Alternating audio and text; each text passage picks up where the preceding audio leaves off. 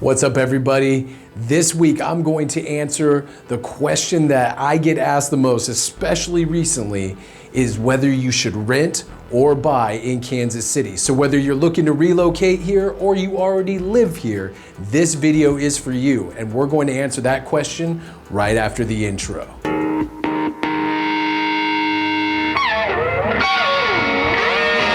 All right, welcome back, everybody. I'm Ben Miller, and you know the drill. If you want to know what it's like to eat, breathe, sleep, drink everything Kansas City, then this video, this channel is for you. Do me a favor, hit that subscription and hit that notification bell down at the bottom if you like my content, if you like what you're seeing.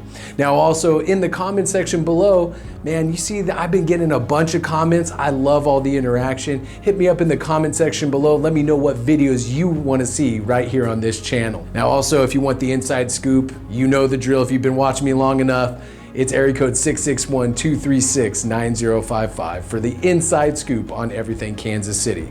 So now let's get to the pros and cons of buying versus renting right here in the great city of Kansas City. Now, like I said, this is one of the I'm picking up my marker here. This is one of the things that I get asked the most when you guys have been hitting me up is, hey, what's the rental prices out there? What do I do? I want to come out there and rent. And it's in my experience that the only reason why people usually rent before actually buying is two factors. One, they don't know that they can actually get into a house. They think the upfront cost is way more than it may actually be, or they've done their research and they want to save to get into a house, and both are very viable reasons. So let's get into the pros and cons of buying versus renting. And first, we're going to talk about the buying pros and cons. So buying, I'm going to use this whiteboard, probably pointless. I'm just going to tell you right now, me doing this whiteboard thing is probably really stupid.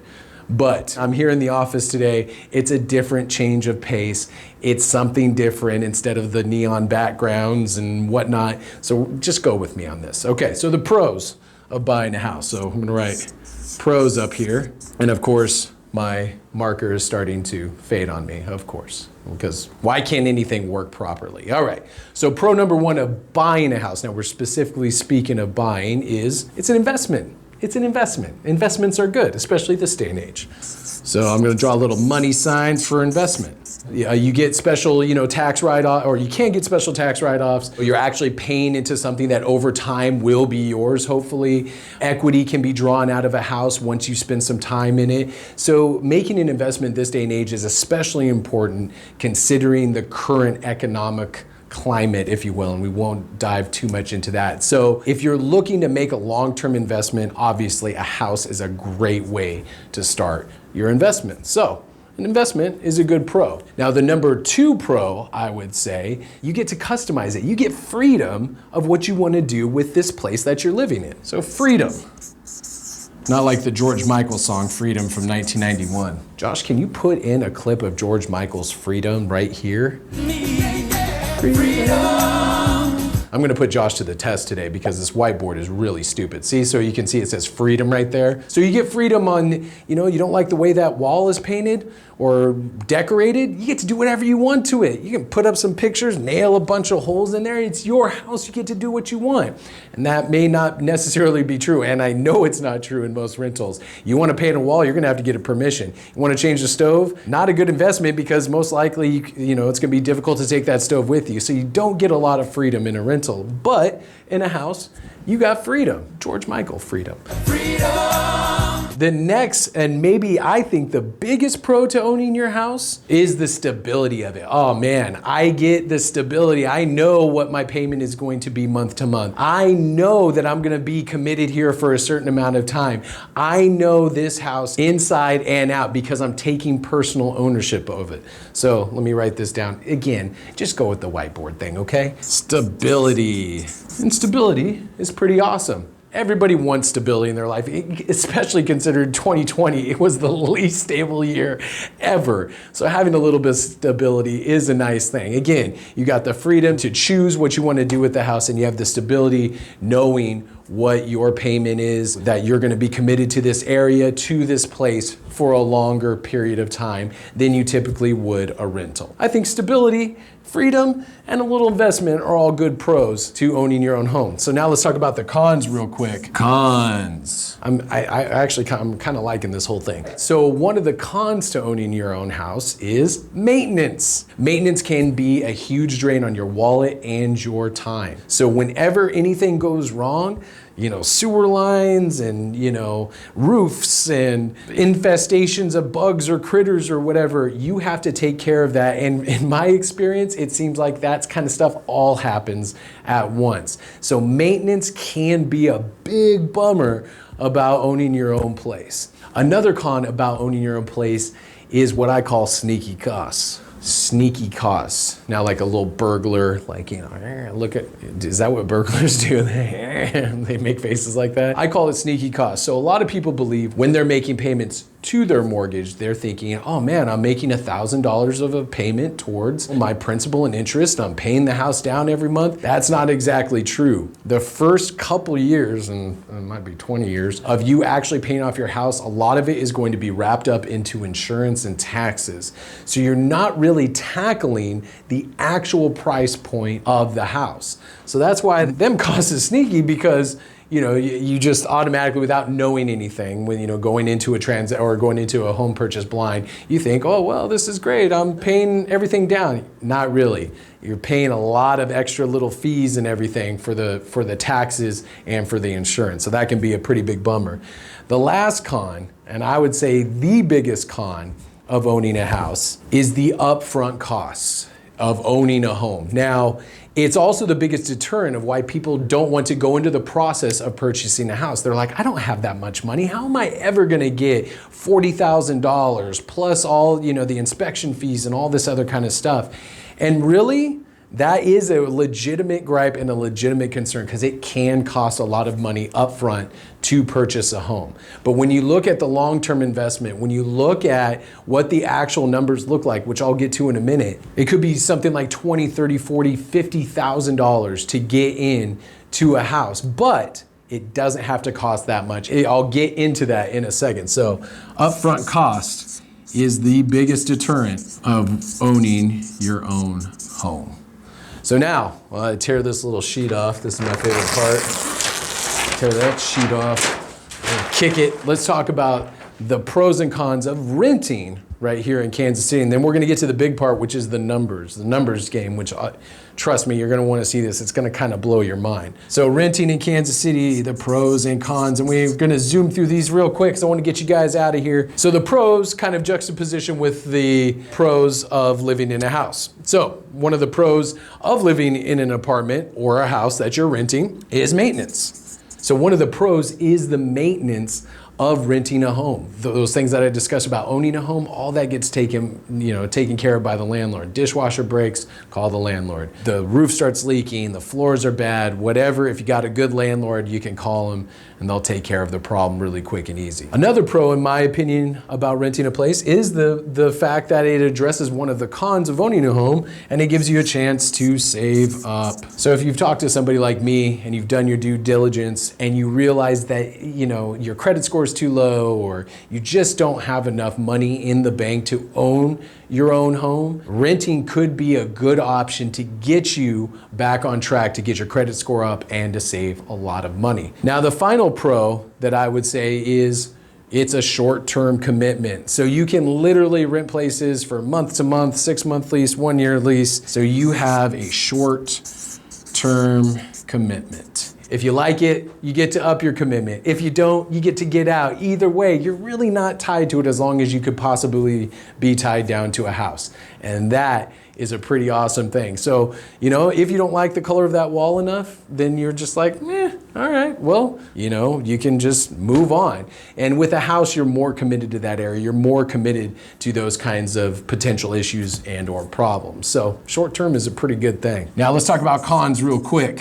This is exhausting going through all this stuff so fast. And again, this kind of juxtapositions off of the pros and cons of buying in Kansas City. And again, I promise you we're gonna get to the numbers in just a moment. So one of the cons I would say is you don't have that freedom that we talked about with owning your own home. The house is the way it is. You know, in order to get your security deposit back, you can't really do much to it. You have to keep it in the condition that it's in. So if you don't like the blinds, if you don't like the color, if you don't like the kitchen, tough crap, because you're going to be stuck with it because it's a rental, you know? So there's not a lot of freedom to kind of express yourself or to make that living space exactly your own. You know, in the first house we rented when I first came out to Kansas City, we have a bunch of posters from shows that we've been to, and you know, you would like to put up a little tack and hang those posters up. Couldn't do that because we didn't want to make a lot of holes in the wall, so we had to get those sticky strips and all this other kind of stuff, and it was just kind of like, it never feels like yours, it never feels permanent, so that can be a con. Another con is, you know, it's not a good investment.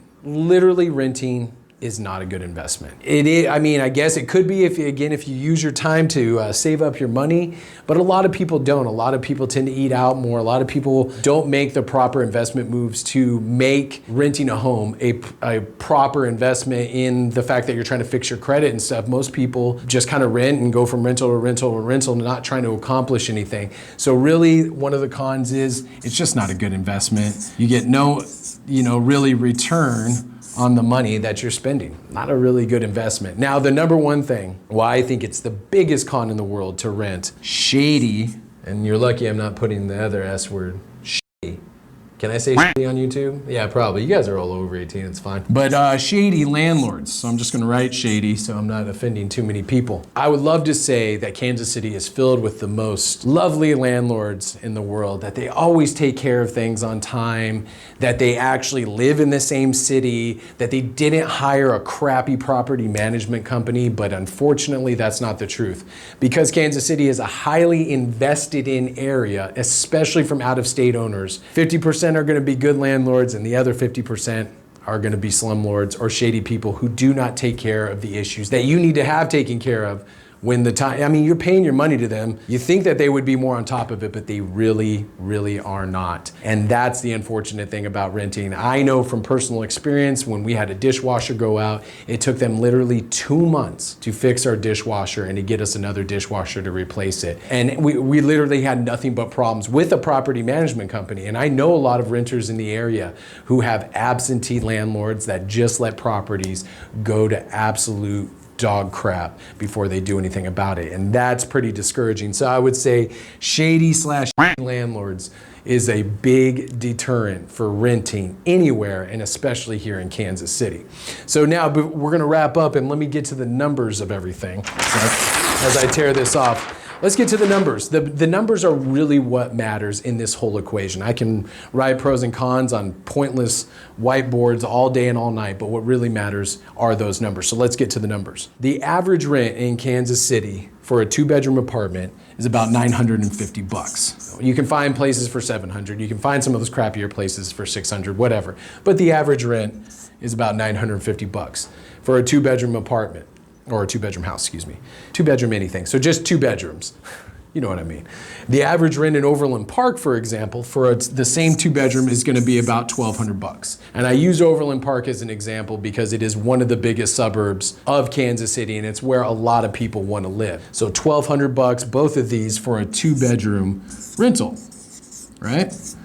Now check this out. Now it's kind of hard to factor in what the average mortgage is for a 2-bedroom house, but let me throw some numbers at you. And again, pay close attention. This is what really matters. So if you take your average home price in Kansas City, I'm overestimating in the Kansas City metro area is about $200,000. If the average home price in Kansas City is about $200,000, so if you put 20% down of $200,000, that's $20,000. I don't know why I had such a hard time doing that in my head. So that's $20,000 off the price of a $200,000 home. Your payment is going to be somewhere around $650 per month for the average home in Kansas City with 20% down.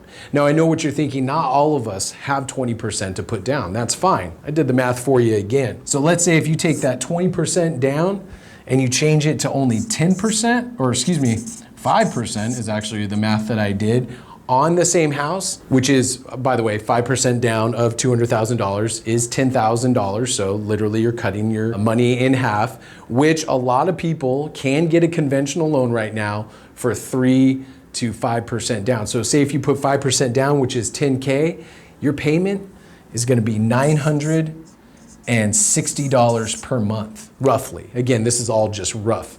So $960 a month to own your own home at a $200,000 price range with only 5% down, which is a thing that a lot of people are doing right now because they don't have the 20K to put down. You're still coming in just a little bit higher than rent, your average 2-bedroom rental, and most houses out here are like 3 bedrooms.